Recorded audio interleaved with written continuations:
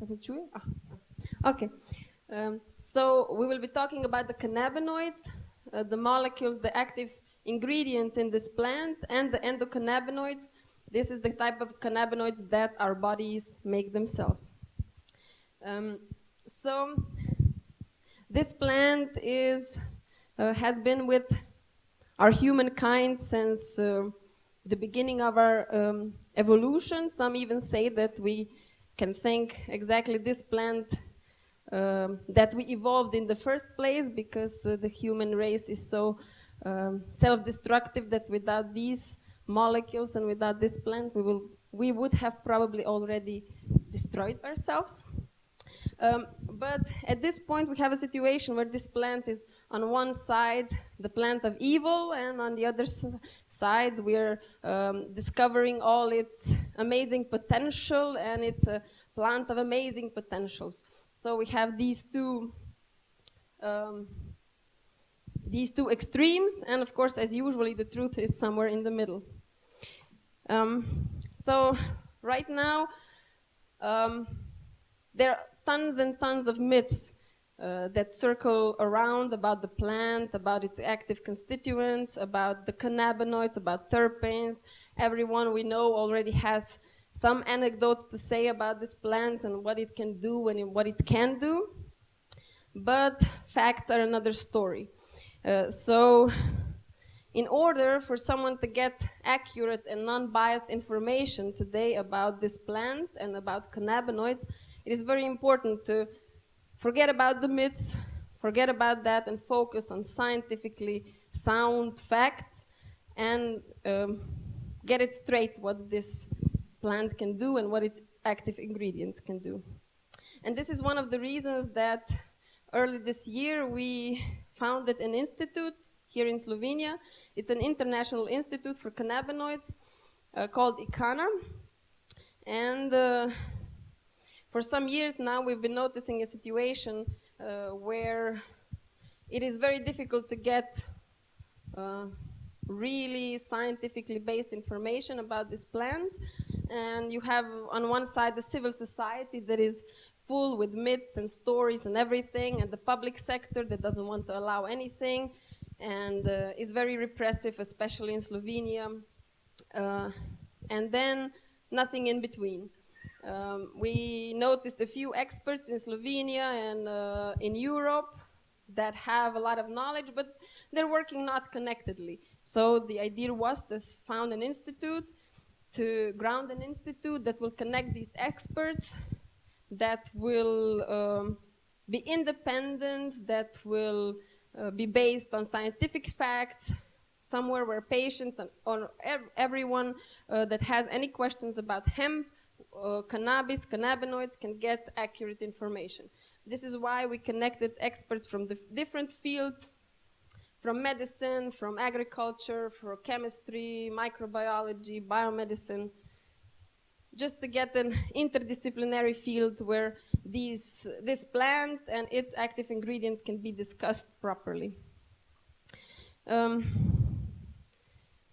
One of the reasons we did this is, of course, we believe that, as I mentioned previously, the truth is somewhere in the middle, and a lot of what we have now, or at least the majority has in their minds when they hear the word cannabis, is a consequence of misunderstanding. And once we get the facts straight, understanding will overcome many obstacles we're facing today.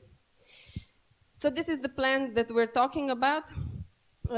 One of the amazing ingredients are in the seeds, of course, as omega-3, 6, and 9 fatty acids and the amazing amino acid composition the seeds have. But what I will focus today on is what comes from the green part of the plant. So the cannabinoids. The cannabinoids are molecules that are defined as molecules that bind to cannabinoid receptors. And we have three types, basically, of cannabinoids. The first class are phytocannabinoids. These are plant-derived cannabinoids that we can find in the hemp and in the cannabis plant and also in many other plants. But of course, the highest concentration is in hemp and cannabis. And then we have the synthetical cannabinoids. These are the ones that, after the pharmaceutical industry figured out that they're very potent, of course, they went ahead and synthesized molecules that have the same chemical characteristics in the laboratory, and we call them synthetical cannabinoids. And then we have cannabinoids that our own bodies make. They're called endocannabinoids, and they play very crucial roles in our bodies and our physiology. So usually when we're talking about cannabinoids in this plant, we're usually focusing on THC. This one has been known for very long and has been studied very intensely. And in the last decade, we know CBD, and we know the potential of this molecule, but this is just 2 out of approximately 140 that this plant has. So it's well worth mentioning that there are many more to come, and that we will be finding out many more properties and potential uses of these cannabinoids. So this is just to name a few, just so that we keep in mind that when we're talking about cannabinoids, we're talking about a whole array of molecules, not just the THC that we all know and is mostly talked about when we talk about this plant.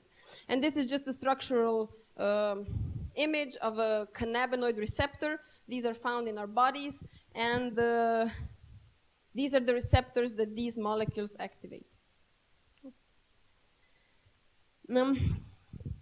Since the discovery of cannabinoids and all these, as I said, currently we know about 140 different cannabinoids only in the hemp plant, and they're all, with development of analytical methods, of course, and the lower detection limits, we're finding out new cannabinoids every year, so this is not the end. We will be finding out more, but usually in the analytics, we first find the ones that are most abundant, and then, of course, with the development of methods, also the ones that are less abundant. But these natural molecules, as it's usually, they don't do just one thing in the body. So it's very hard to explain exactly what they do in the bodies, because they bind not just to one receptor, they bind to more receptors. When there are more of them together, they bind to even new receptors, and the affinity changes. So the effects that they have in our bodies are very complex.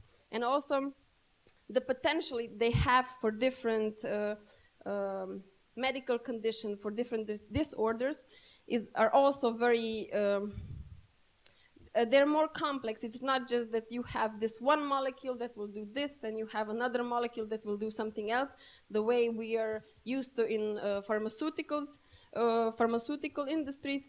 The situation here is a little bit more complex. So to try and get an understanding, there, circles like this have begun to be formed, so that we can get an idea of what to use in case we, in case we're wondering what of these molecules can be useful for us. But this is just to give you an idea of how these things work in our bodies, that these mechanisms are much more complex than when we're talking about synthetics.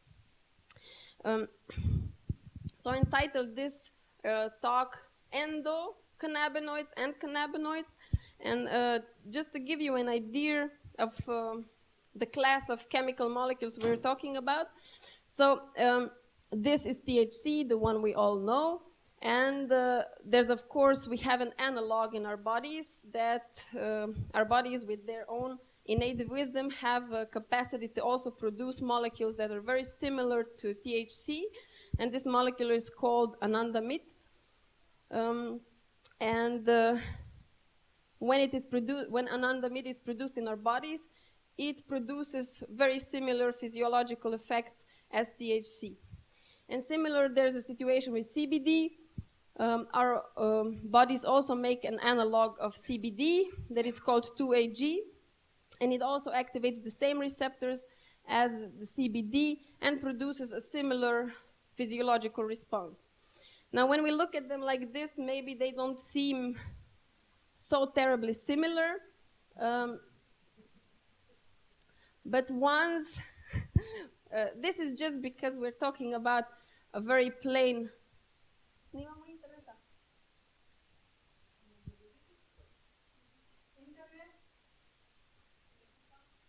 Yeah, and there was a lovely movie there. Never mind.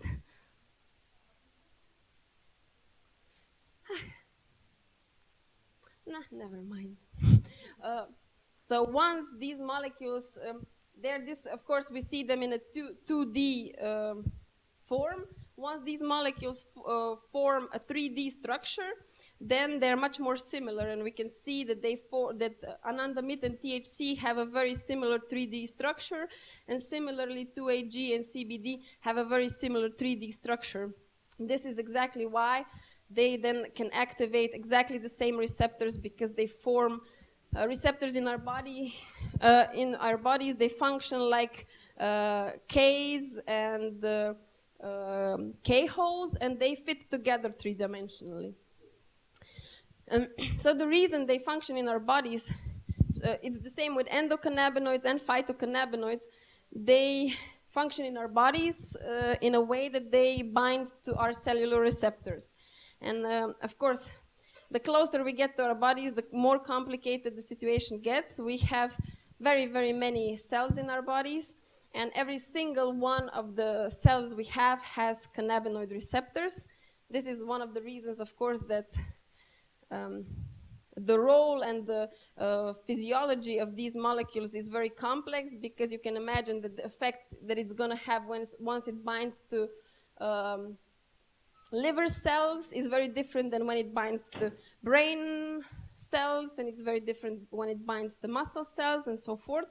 But it's just good to keep in mind that all of these cells have cannabinoid receptors, and that these cannabinoids somehow regulate all of our cells. So just to give you a simplified image, this is how our cells look like, and these little guys poking out, they're receptors. And yeah, I know, they're kind of cute. Yeah. And so these little things floating around are different molecules that our cells are sensitive to. And if these molecules fit into these holes, the receptor will become activated, and it will tell the cells that there's something of interest going on outside of her. So the role of these receptors is just communication, so that the cell knows as fast as possible what is going on outside. And since I mentioned that all of our cells have cannabinoid receptors, it is very obvious that our cells obviously are very interested how many cannabinoids there are around them. So this is a very crucial piece of information for our cells. So if there are cannabinoids around, how many there are, if they will activate CB1 receptors or CB2 receptors.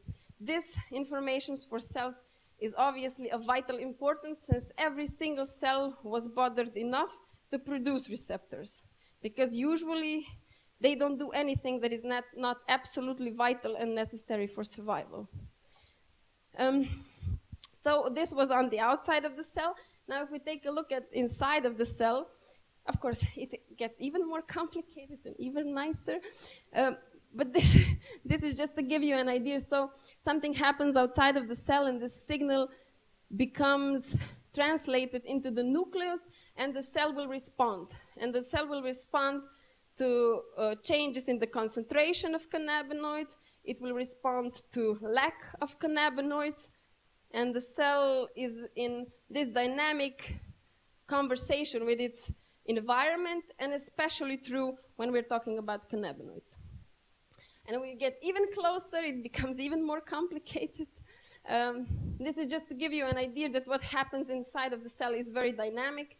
Every second there's about 15,000 biochemical reactions simultaneously happening in the cell. And they cope with it very good. You can imagine that every cell in our bodies, and there's about 38 million of them, has 15,000 simultaneous reactions going on, and all of this is somehow synchronized well enough so that we're functioning well. So it's quite an amazing setup we have. So if we get back to the receptors, so this is how the receptors function. There's one part of the receptors that's outside of the cell and one part of the receptor inside of the cell. And if these two fit together, this signal will be transduced to the inside of the cell and cause a certain response in one cell and in the next cell. And together they form a physiological reaction that follows these signals. And if we're talking about cannabinoids, we have two types of receptors. We have CB1 receptors that are found mostly in the brain and in the central nervous system. And then we have the CB2 receptors that are more equally distributed in our bodies. They are found, with the highest density, they're found in immune cells, but they're also found in internal organs, they're found in muscles, they're found in the gut, they're found in the brain, but on different cells than CB1 receptors. And CB1 receptors are activated by THC and anandamide, our own analog, and the CB2 receptors are activated with CBD and with our own analog of the CBD, 2AG. So we can see that the reason that CBD functions completely differently than THC is the reason that it activates completely different systems in the body because it binds to completely different receptors. So this also explains why THC has its psychoactive properties and CBD has 0 of them, because it doesn't even bind or doesn't fit into the receptors that the THC does. And now we come to the part where I'll try to explain what endocannabinoids and phytocannabinoids do in our bodies. So until now, we have figured out that they do a lot of things. Practically every system that has been studied in our bodies responds to cannabinoids. So some researchers looked at if they affect cell pressure, if they affect blood pressure, if they affect the gut cells, if they affect immune cells, if they affect neurons, if they affect hormonal system, if they affect neurotransmitters. And until now, everything they looked at, the cannabinoids affect. And this led to a hypothesis that these cannabinoids and the whole endocannabinoid system we have in our bodies, that it has a very crown regulatory role in our bodies, because our bodies function very hierarchically. So usually there's a set of molecules that affects other cell types, and until now everything is indicating towards that cannabinoids have the highest hierarchy. So if the cannabinoids affect the level of hormones we have, they affect the levels of neurotransmitters we produce, they affect the level of they affect how our muscle cells work, they affect how our gut cells work. It has been even found that they affect how the microorganisms, beneficials we have in our gut, how they communicate in our bodies. Practically everything we looked at, the cannabinoids affect. So, so we have all the research, if we take together, shows that cannabinoids have a very pivotal, very vital role in our bodies, and everything shows towards that they have a function that is best described so that the point of all these molecules is that they ensure homeostasis in our bodies. So our cells, our tissues, and our whole body works, is very dynamic. No? We've seen that there are 15,000 and more reactions happening all the time. So it's very dynamic. Everything is constantly happening. But everything needs to happen within a certain range so that the cells and the tissues function properly.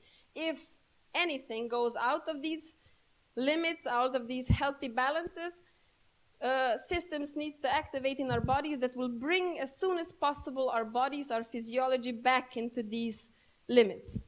And this seems to be the primary role of these molecules.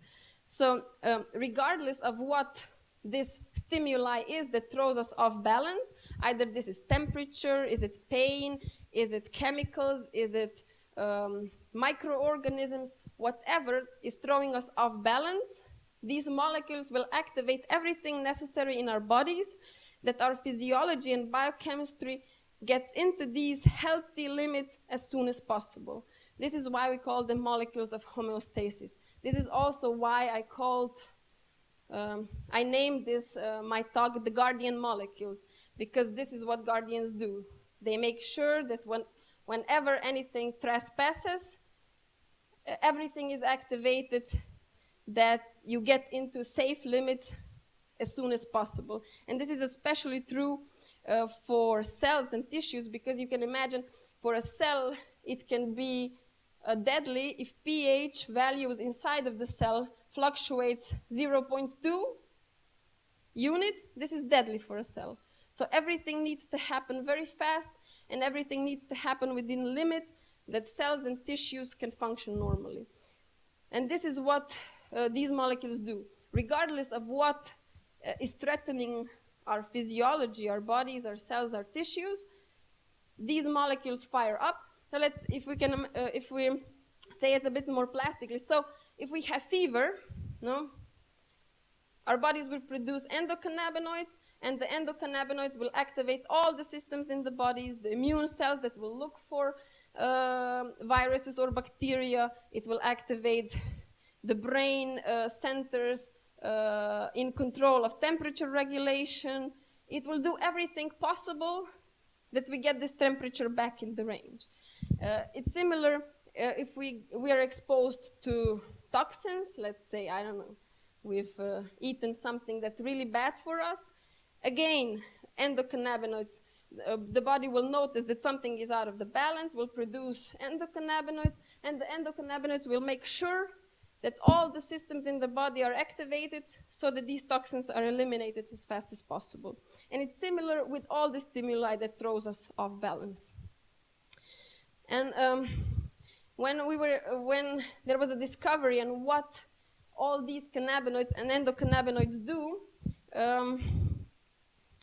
they're so complex that it's really difficult to describe. So they said that the best way to describe what they do in our bodies is simply with 5 words. So eat, sleep, relax, forget, and protect. So these are the effects, the same effects that we have with endocannabinoids, what they do for us, and it's a similar effect we have with phytocannabinoids. So they will induce the desire to feed, to sleep better, to replenish, to relax, to forget the things that it's good for us to forget, and to protect us at the cellular level, at the level of organism. This is protection in every sense. Like we know, immune system, for example, it's very well known that it protects us against invading microorganisms, viruses, and bacteria. But now endocannabinoid system, we can imagine like an overall protective mechanism, not just for the bacteria and viruses, but for everything that can happen to us. Even it has been noticed, of course, that when we are exposed to stress, psychological stress, that let's say that something stressful happens to us. This is again a threatening factor for us. Again, endocannabinoids will shoot up, and they will induce relaxation, to forget the things that we can't process at this time. Again, it will activate everything necessary so that our bodies can function normally, even if the surrounding circumstances are not optimal. So this is what kind of a crown role that all the cannabinoids do. Now for the closing, I will just try to show you a few examples what concretely they do to protect us. And the first example is what they do in the gut. So this is kind of schematic representation of what our gut inside looks like. So we have blood vessels, and these are microvilli. These are intestinal cells that here they come in contact with food, and they make sure that all the nutrients are absorbed and transported to the blood. And these three is what a normal gut looks like. But if we have stress, if we don't eat right, if we're exposed to synthetic drugs, if we're exposed to antibiotics, all kinds of things, then this can happen. Every time our bodies are not in optimal conditions, these connections between the cells, they open up, and we get something that is called a leaky gut. We get a situation where here normally no molecules can pass unless the cell itself accepts it. Here, in the case of leaky gut, molecules can pass to the blood that normally would never pass. And this is, it has been shown that every time we're exposed to stress, cortisol, the stressful hormone, causes exactly this. And it has been shown that if we have enough endocannabinoids, they make sure that this doesn't happen. So in the case we have stress and we have cortisol, we produce endocannabinoids. The endocannabinoids, what they do first is they lower the cortisol level, but they can also prevent, to some degree, this leaky gut.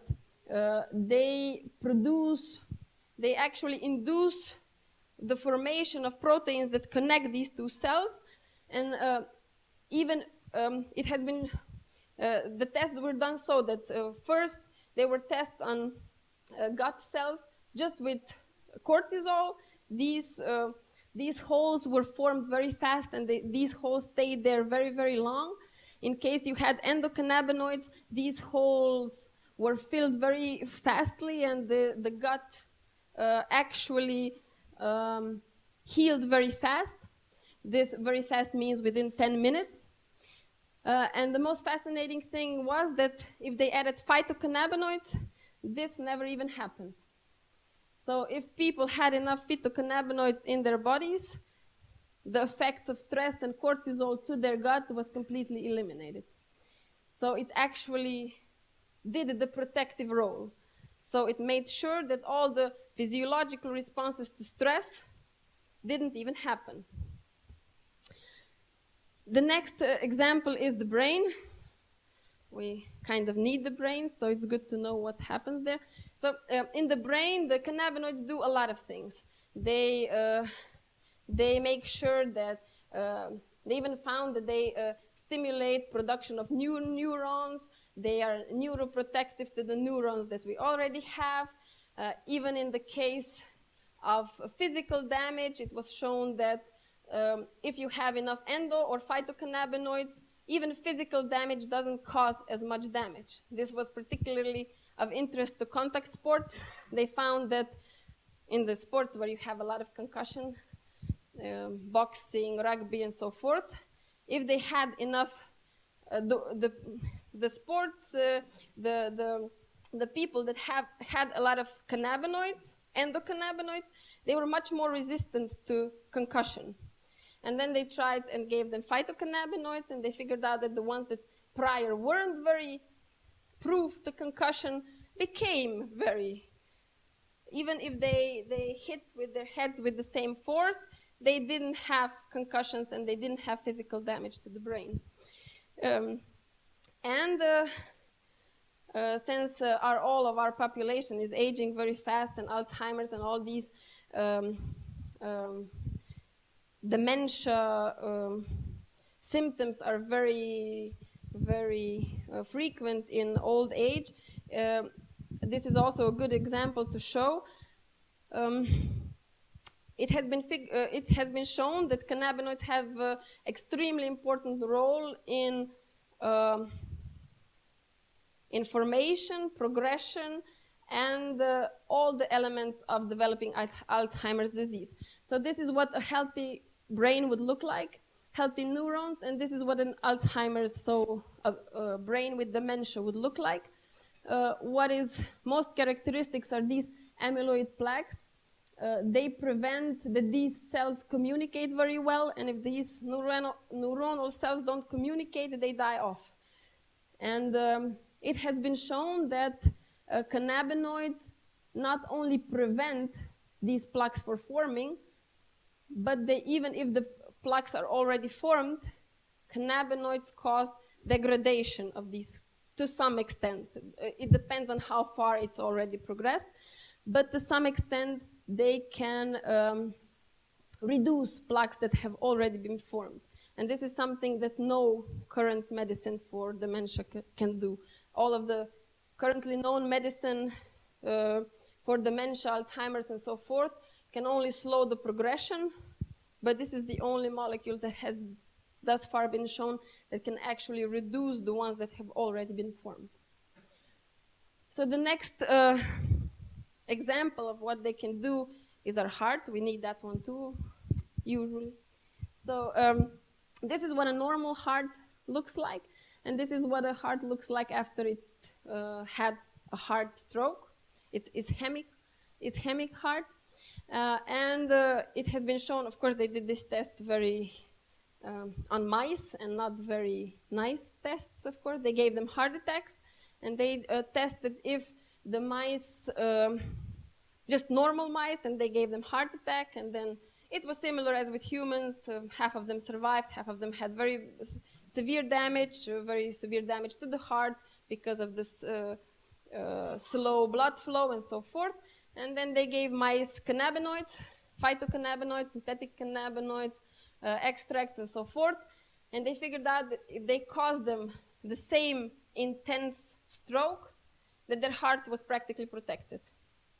So even if there was a reduced blood flow to that part of the heart that these cells that had less blood flow didn't die off. So that part of the heart remained protected. So if we were to extrapolate this a little further, if we would use phytocannabinoids as preventive medicine, then even these plaque formations would be much, much, much reduced. And even in the case that we got stroke anyway, the effects of the stroke would be much, much, much reduced. This means that we would recuperate and regenerate from a stroke uncomparably much faster. And this is the last example where they function as guardian molecules. This big boom with cannabinoids came after these anecdotes spread that cannabinoids and extracts fight cancer. And this is to give you an idea of what they can do in this case, how they can function as guardian molecules in case of normal cells versus cancer or malignantly transformed cells. So this is what normal cells look like when you look at them under a microscope. Their healthy cells are always confluent, so they always grow in one line. You never get cases where they would clump one upon another. This is normal cells. And in the case of malignantly transformed cells, what happens is then usually the way our bodies regenerate and recuperate is so that when we have a cell that is close to its death, it produces a new cell, and then the old cell dies off. This is completely normal, called normal cellular process. We call that apoptosis. It's programmed cellular death. So when you have a new cell that will have its function, the old one dies. And in the case of malignant cells, this later part doesn't happen. This is why we get clumps of more and more cells. This is why we have tumors growing, because the old cells don't die off. And this is how this is then what we can sense as tumors, cells that grow and grow and grow uncontrollably. They don't die off anymore. And if we would look at what happens inside of the cell, we would see a very complex cascade. the ones I really like, but never mind. So this is one of the cells that is in the process of becoming malignant. And here again, CB1 receptor and CB2 receptor play a very critical role. Of course, things are not so simple that they would activate only these two receptors. Of course, cannabinoid, to some degree, activate also other receptors and make this a little more complex. But the point is that we need to come to apoptosis. So in a normal cell, this would happen that when the cell divides, apoptosis would, the process of apoptosis would start, and the old cell would die off. And in the case of malignancy, something happens in this cascade, and apoptosis never happens. This is why they keep staying alive and keep reproducing and keep growing. And it has been shown beyond doubt that after activating CB1 to some extent and CB2 receptors, it depends on the cell type. This is why sometimes CB1, sometimes CB2. It depends on the cell type. That not only does activation of these receptors make sure apoptosis happens, but even if something happens in these biochemical pathways that apoptosis has been shut down, it will reactivate. It will activate the signaling pathways that will again lead to apoptosis, the crucial part of healthy cells, the crucial part of malignancy prevention or healing and so forth. But in case of malignancy, it does way more than this. This is just one part. No, it has been shown that it definitely prevents. The reason we have metastasis in some cases, and some cancers are more prone to this and some less, is that malignant cells travel around the bodies and find new places where they stick and form new cellular growth. And cannabinoids have been found to prevent migration of malignant cells. So they work very well as guardians of metastasis. And they have been found to be very, if you want to have a tumor that grows very well, you need to have a lot of blood vessels there. So if a tumor wants to grow fast, it will make new blood vessels. We call this neogenesis, and in case it has been shown that if we activate CB1 or CB2 receptors in some cases, they will prevent this aggressive new blood vessel formation. So it will actually cut off a blood supply from the newly grown tumor. And this is just a few cases of what it can do in case of preventing malignancies or in the case of trying to heal or trying to address malignancy that is already existing. So this is again a case of how these molecules can play the role of guardian molecules. So all in all, we have seen a few cases of what they can do, but we can see similar cases just about everything we looked at. So it has been shown that, of course, they're very important in stress regulation. No, I already mentioned this, that if we have too much cortisol, which is the normal response to stress, that cannabinoids reduce the levels of cortisol we produce, and even reduce the effect that the cortisol has on our body. So there again, it functions like a guardian molecule. And it's similar practically everywhere we look. So the common ground is that these molecules function to promote homeostasis in our bodies. So if we're like this, a little bit off, biochemically, our bodies are a little bit off balance, then these molecules, either our own endocannabinoids or phytocannabinoids, can lead to this, so that our cellular biochemistry, our tissues, everything repairs and we come to homeostasis where our bodies function the best. There our bodies have, once in homeostasis, they can do a lot of healing, repair, and everything themselves if they're not off. balance.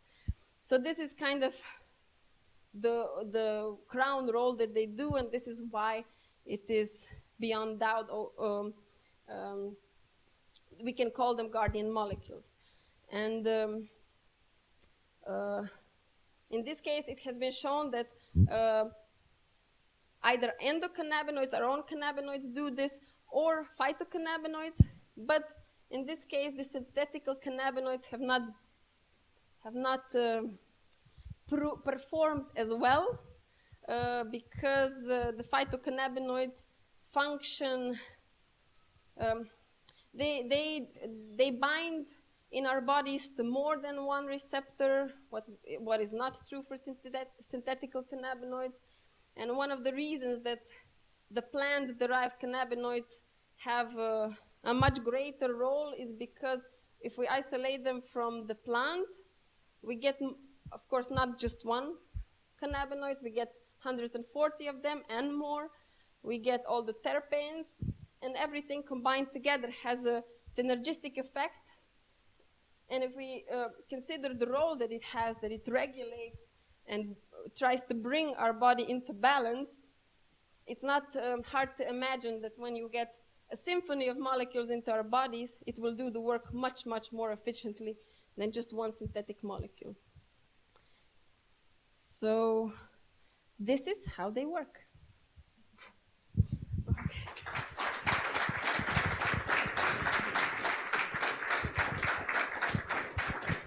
Wonderful, Tanja. Amazing speech. Amazing for UNESCO. Yes. This year we will be in international, so we will represent best representation take to UNESCO. And I hope that you will be there.